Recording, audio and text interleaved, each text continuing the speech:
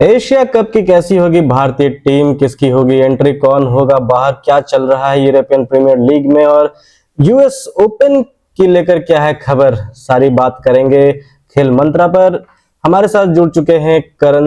करण पिछले 10 सालों से स्पोर्ट्स को कवर करते आ रहे हैं, भारत ही नहीं भारत से बाहर भी उनकी खबरें छपती रही हैं और करण स्पोर्ट्स के डाई हार्ट फैन है, बचपन से ही क्रिकेट और फुटबॉल के दीवाने रहे हैं। तो आइए जानते हैं। करण, स्वागत है आपका बहुत बहुत द खेल मंत्रा में। आपने समय दिया इसके लिए बहुत बहुत शुक्रिया और स्वागत करते हैं द खेल मंत्रा। तो करण, शुरू करते हैं एशिया कप से। इस बार की एशिया कप टीम को आप कैसे देख रहे हैं? Thank you Kishank, thanks a lot. Welcome to all the viewers. 10 साल से क्रिकेट और हर स्पोर्ट्स फॉलो करना एक पैशन रहा है मेरा, प्रोफेशन भी वही रहा है, तो मजा तो बहुत ही आता है। और क्रिकेट की बात करें, इंडिया का एशिया कप स्क्वाड की अगर बात करें तो मुझे ऑनेस्टली इतने सरप्राइजेस दिख नहीं रहे।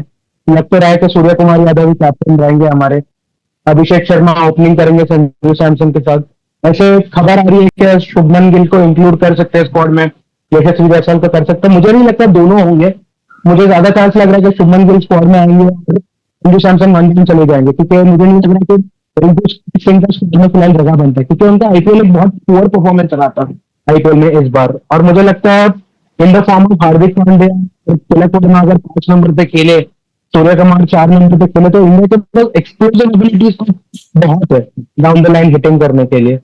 तो ये मुझे लग रहा है क्वेश्चन रहेगा अब बॉलिंग पे, तो अगर बुमराह फिट है या नहीं है, क्योंकि पहले नहीं दिखा बुमराह डायरेक्टली वेस्ट इंडीज के टच में खेलेंगे, जाकर एशिया का प्रेस करेंगे। तो आज वापस मैं देख रहा हूँ कबूतरी के शायद तो वो एशिया कप खेल सकते हैं और वेस्ट इंडीज का फर्स्ट टेस्ट मिस करेंगे। तो बुमराह पे बहुत कुछ डिपेंडेंट रहेगा, क्या टीम में आते हैं या नहीं है बुमराह। इसमें एक चीज और है करण की, जिस तरह से दिलीप ट्रॉफी के टीम्स अनाउंस हुए हैं, शुभमन गिल कैप्टन है नॉर्थ जोन के, तो क्या ऐसा में लग रहा है कि एशिया कप के साथ दिलीप ट्रॉफी और फिर वेस्ट इंडीज के खिलाफ टेस्ट मैच, तो उनके वर्कलोड पर असर नहीं पड़ेगा? आई थिंक शुभमन गिल का इतना इन लोग वर्कलोड देखेंगे नहीं, क्योंकि वर्कलोड मैनेजमेंट अभी वैसे ही आप रिपोर्ट देखो जो आ रहा है गंभीर गंभीर के थ्रू, क्या वर्कलोड मैनेजमेंट एक एक्सक्यूज बन चुका है इंडियन क्रिकेट में, क्या लोगों को रेस्ट लेता रहता है तो वर्कलोड मैनेजमेंट का बहाना दे देते हैं लोग। But Shubman Gill being a pure batter और यंग प्लेयर है, मुझे लगता है वर्कलोड का इशू नहीं। अगर इंग्लैंड का सीरीज भी आप देखो और दिलीप ट्रॉफी खत्म होने से पहले उनको कम से कम एक अच्छा 20 दिन का ब्रेक मिलेगा, तो आई थिंक आजकल के मॉडर्न क्रिकेट में 20 दिन का ब्रेक भी मिलना है एक बड़ी बात है। तो आई थिंक दिलीप ट्रॉफी का मे बी वो फर्स्ट राउंड खेले और उसके बाद एशिया कप जाके स्क्वाड में हो, क्योंकि मुझे लग रहा है इंडियन से लगता है शुभमन गिल को एक as a all format batter भी देख रहे हैं, फ्यूचर में down the line all format captain भी देख रहे हैं, क्योंकि प्रमोट करने के trying to promote Shubman Gill as the face of Indian cricket. So लग रहा है कि शुभमन गिल रहेंगे स्क्वाड में, मुझे लगता है। और आईपीएल में भी उनका परफॉर्मेंस अच्छा ही रहा है, तो ऐसा नहीं बोल सकते कि he is not a good टी20 बैटर। आईपीएल प्रूव्स दैट वो अच्छा टी20 में भी एंकर भी कर सकते हैं इनिंग्स, अगर चाहिए तो स्पीड भी बढ़ा सकते हैं अपने इनिंग्स का। तो आई थिंक शुभमन गिल रहेंगे स्क्वाड में। आपके क्या विचार है इसके ऊपर? मैं अगर देख रहा हूँ Shubman Gill as a opener तो अच्छे हैं, क्योंकि यूएई का पिच उनको उनको सूट करता है। वो जिस तरीके के बल्लेबाज है फ्लैट पिच पर, वो तो यूएई का हम्म। पिच उन्हें सूट करता है, तो वो ओपन कर सकते हैं। लेकिन मैं ये जानना चाह रहा था कि अगर शुभमन गिल ओपन करेंगे तो संजू सैमसन किधर खेलेंगे फिर? संजू सैमसन आई can see him batting one down. मेरे हिसाब से शुभमन गिल और अभिषेक शर्मा ओपन कर सकते हैं, संजू सैमसन वन डाउन चले जाएंगे। Surya Kumar can bat number 4 पे खेलते थे जब तक कोहली टीम में हुआ करते थे। तिलक वर्मा बैटिंग करेंगे, 6 पे हार्दिक पांड्या करेंगे, 7 पे अक्षर पटेल।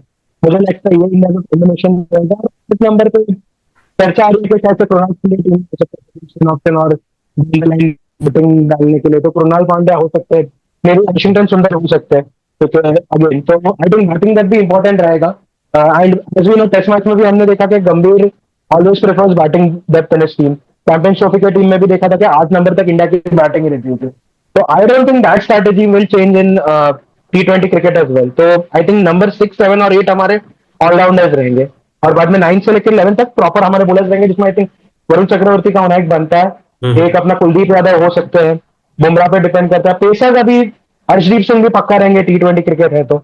अब थर्ड पेसर कौन रहेगा उस पर चर्चा होनी है, कि अभी वो हर्षित राणा हो सकते हैं, मोहम्मद शामी हो सकते हैं, मोहम्मद सिराज हो सकते हैं, अगर बुमराह फिट हुए गौतम गंभीर की ऐसे भी तो। कोशिश रही है कि हर्षित राणा को टीम में किसी न किसी तरीके से वो ले ही आते हैं। और मुझे एक एक चीज और जाननी थी इसमें कि क्या हाँ, श्रेयस अय्यर किसी तरीके से इस टीम में आप देख रहे हैं क्या? श्रेयस अय्यर को जिस तरीके से उनका आईपीएल गया, कप्तानी की, पंजाब को फाइनल तक ले गए, श्रेयस अय्यर दिख रहे हैं क्या मिडिल ऑर्डर में कहीं? आई don't think, I think unfortunately Indian cricket में श्रेयस अय्यर को कोई ओडीआई प्लेयर से ऊपर देखा ही नहीं कभी इतना।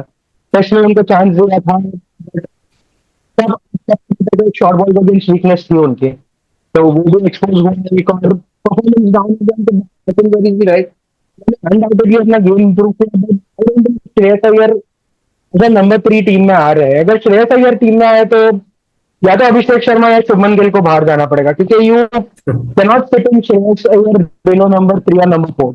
Is a top order batter, number 5 या नंबर 6 पे श्रेयस अय्यर बैटिंग नहीं कर पाएंगे T20 में। तो आपको कोई ना कोई टॉप ऑर्डर बैटर को बाहर करना पड़ेगा, वो या तो शुभमन गिल हो या अभिषेक शर्मा हो, क्योंकि Sanju Samson again wicket keeper है, तो एक विकेट कीपर तो टीम में चाहिए ही होगा आपको। तो टॉप तो ऑर्डर में कह सकते हैं कि टॉप ऑर्डर में पूरा ट्रैफिक जैम है।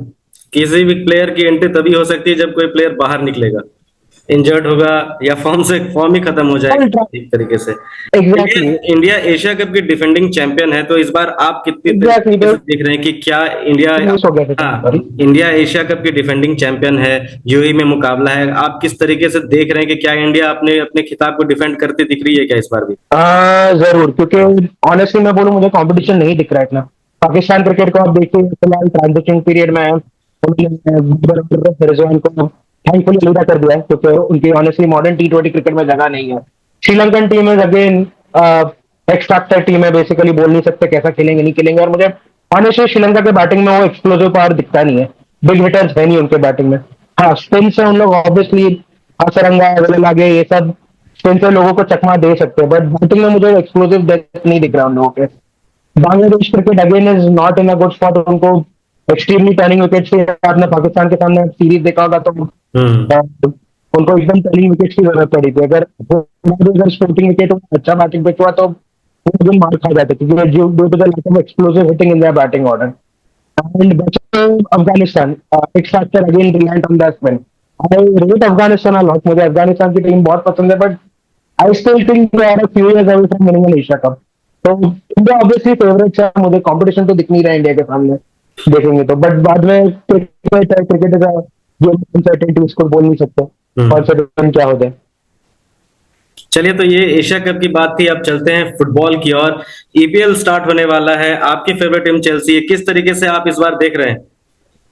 क्या कुछ नई उम्मीदें दिख रही हैं क्या इंग्लिश प्रीमियर लीग मुझे में इस बार? मुझे लग रहा है, आई एम क्वाइटली कॉन्फिडेंट के लोग लोग चेल्सी को चांस नहीं दे रहे इतना, बट मुझे लग रहा है चेल्सी एकदम compete करेंगे टाइटल के लिए, भले जीते नहीं। I still think Liverpool are the favourites and Arsenal are the second favourites, but Chelsea मुझे लगता है टाइम टफ फाइट देंगे प्रीमियर लीग के लिए, क्योंकि स्क्वाड एक अच्छा बन गया उन लोग, और 2-3 प्लेयर्स आने वाले हैं। आपको जैसा पता है, उन्होंने जोआओ पेड्रो को साइन किया, एक स्ट्राइकर जो बहुत ही टेक्निकल स्ट्राइकर है, जो लो ब्लॉक्स के अगेंस्ट उनको हेल्प करेंगे टीम में। चेल्सी का लास्ट तक बिगेस्ट इशू यही था कि अब जो मैचेस में टीम पीछे बैठ जाती थी लो ब्लॉक्स में, उनके सामने वो गोल्स नहीं मार पाते थे। तो hmm. I think João Pedro, Liam Delap जो इन्होंने साइन किए हैं, दो स्ट्राइकर्स नंबर 9, ये उनको बहुत हेल्प करेंगे, क्योंकि निकोलस जैक्सन जो उनके पहले स्ट्राइकर थे बहुत इनकंसिस्टेंट थे, यानी बहुत मिसेस करते थे। तो चेल्सी का चांस दिख रहा है, plus there is a chance that they might sign Xavi Simons और गार्नाचो, जो बहुत फेवरेट्स है, क्या दोनों शायद से आ जाएंगे। जावी सिमोन्स अगेन एक बहुत अच्छे प्ले मेकर है, नेदरलैंड्स के one of the most promising players है। और गार्नाचो, मुझे पता है यूनाइटेड फैंस उसे रेट नहीं करते क्योंकि उसका डिसिप्लिन इश्यू हुआ वहां पे, but he is again a talented player, क्योंकि यूनाइटेड इतना अच्छा खेले नहीं है लास्ट 2-3 साल से, तो भी वो कंसिस्टेंटली लास्ट 2-3 सालों से 10-10 गोल मार रहे हैं, and 10 goals is a big contribution. तो वो अगेन लेफ्ट विंग में कंट्रीब्यूट करेंगे, तो आई थिंक चेल्सी टॉप 4 तो गारंटीड है, बट compete भी करेंगे, but Liverpool are the favourites undoubtedly. Okay, Liverpool favourite इस बार भी है, अपने खिताब को बचाने उतरेगी इस बार लिवरपूल। मैनचेस्टर लिवरपूल, सिटी को लेकर आपका क्या, आप क्या रखते हैं राय? सिटी क्या फिर से पांचवा मैन जीतेगी क्या? मैनचेस्टर सिटी मुझे टफ लग रहा है, क्योंकि Manchester city is now in a team in transition, और सबसे बड़ा लॉस उनके लिए रहा है कि उनके जो सबसे महान प्लेयर थे अब तक, आर्ग्यूबली जो ग्रेटेस्ट प्लेयर थे केविन डे ब्रुयने, उन्होंने क्लब छोड़ दिया है, और वो चले गए हैं नापोली में, सरिया में, जहां पे मुझे कोई डाउट नहीं कि वो अच्छा करेंगे सरिया में, बट क्योंकि ऐसे प्लेयर्स रातों रात झाड़ पे नहीं उगते, जैसा एक पुरानी कहावत है। तो उनको रिप्लेस करने के लिए हाँ उन्होंने रायन शेरकी को साइन किया है, टिजानी राइंडर्स को साइन किया है, but I still don't think there is enough creativity top four. Sure City top four के कंटेंडर्स रहेंगे, but I still don't see that spark in the team के टाइटल जीत सकते हैं। बट ऑब्वियसली पेप गार्डियोला है one of the greatest manager of all time, potentially the greatest manager of all time, तो भरोसा नहीं है सिटी का। But I personally don't see City winning the title. Again मैं लिवरपूल को Liverpool मुझे अभी भी फेवरेट दिख रहा है, भले वो कम्युनिटी शील्ड में हार गए, क्योंकि लिवरपूल ने भी बहुत बड़े साइनिंग्स किए अपने इस साल। फ्लोरिन वर्ट्ज जो ऑलमोस्ट 120-130 मिलियन के साइनिंग रहे, जर्मन फुटबॉल के सबसे एक्साइटिंग टैलेंट आ रहे जो जमाल मुसियाला के साथ हो, एंड अच्छा भी बायर लेवरकुसेन के लिए बहुत अच्छा खेले। ह्यूगो एक्टिटी के another player who performed extremely well in the Bundesliga. हाँ पीएसजी में जब वो गए थे तब 18 साल के यंगस्टर थे, एम्बापे मेसी और नेमार सब थे, तो उनको इतना चांस नहीं मिला, बट बहुत अच्छा उन्होंने लास्ट ईयर 20+ गोल्स मारा उन्होंने last season, and his linkup play is exceptional and game changer रहेगा उनके लिए if they manage to bring in Alexander Isaac.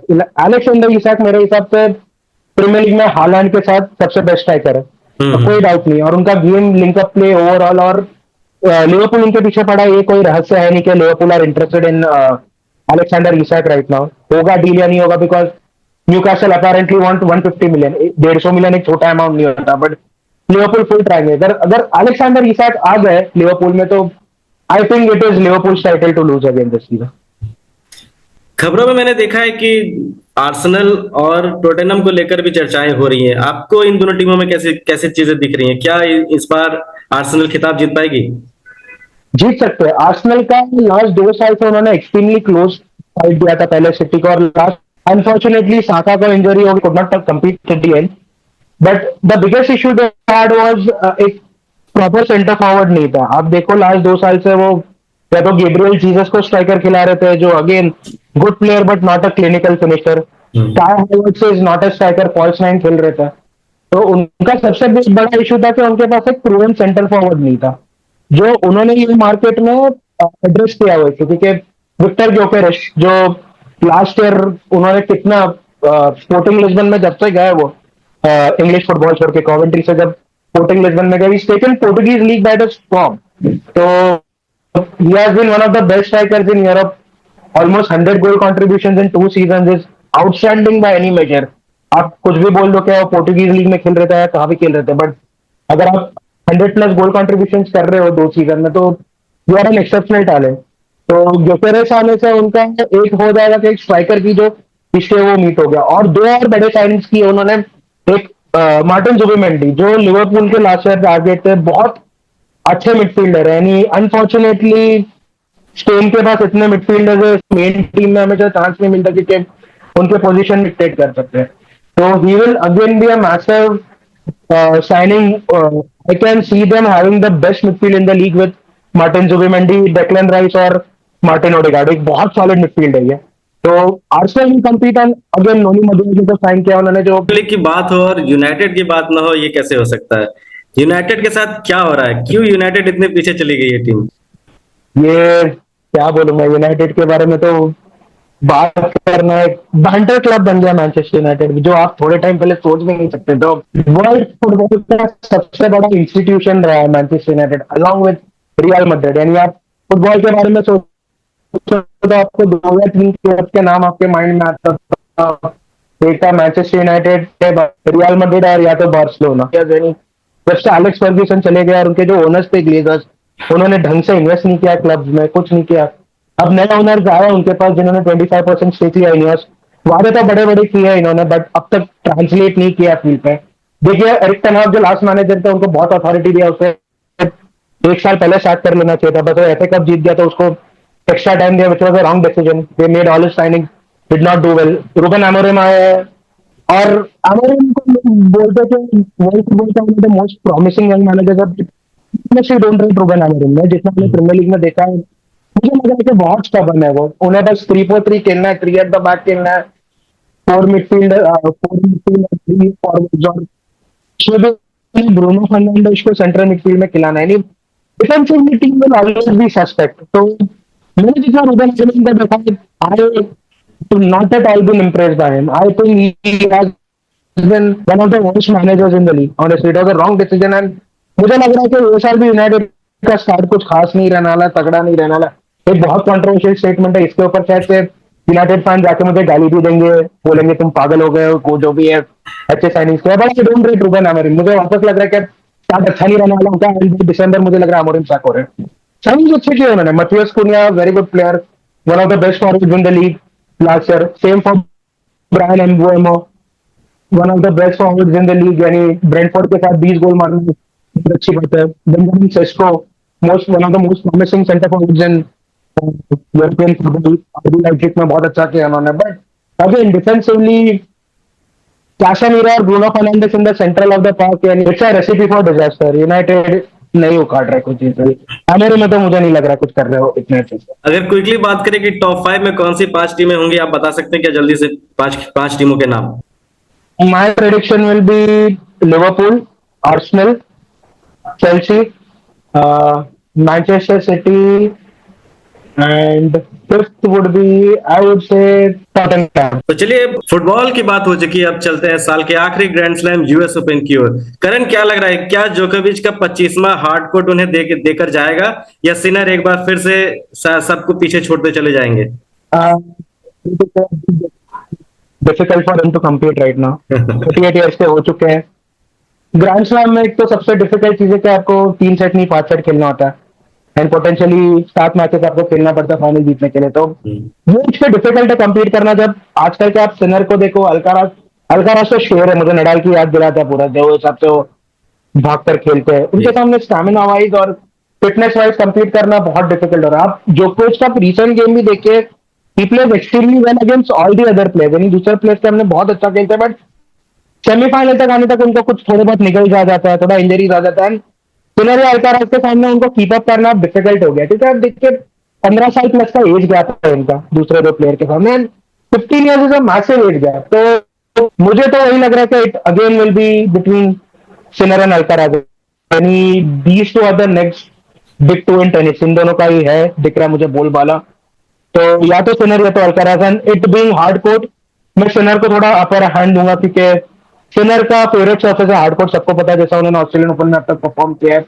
उन्होंने फाइनली अभी ग्रास भी क्रैक कर लिया विंबलडन जीत के, तो गेम उनका इवॉल्व हो रहा है आगे। तो I would still give a slight edge to Sinner, but Alcaraz ज्यादा पीछे नहीं है। तो ये दोनों में से मुझे कोई जीतते हुए दिख रहा है। यूएस ओपन में इस बार एक नई चीज देखने को मिल रही है, मिक्स डबल्स को लेकर।